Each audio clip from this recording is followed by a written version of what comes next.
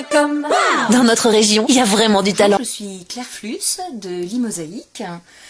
C'est une boutique qui est centrée sur deux axes, le verre et la mosaïque. Et la petite astuce, c'est pour la mosaïque. Alors, on a besoin d'une pince pour casser la mosaïque et pour pouvoir après, avec les morceaux, reconstituer des motifs.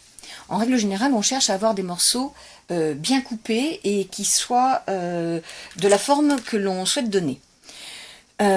Deux pinces existent pour faire de la mosaïque. La pince de base, qui s'appelle la pince japonaise, la pince à rogner, c'est en gros une pince de carreleur.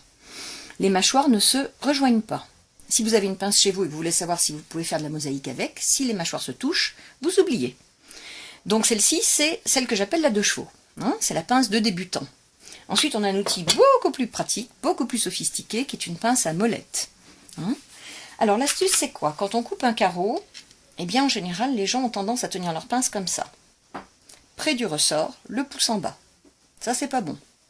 L'astuce, c'est ça. Une pince, comme tous les outils, se tient loin au bout du manche. Quand on tient un marteau, on ne le tient pas près de la tête. Ben là, c'est pareil. Ça va développer la force. C'est l'effet de levier. Donc, on met la main autour pour pas que ça voltige dans tous les sens. Le pouce est aligné sur la pince et non pas dans le vide. Déjà, ça évite les tendinites.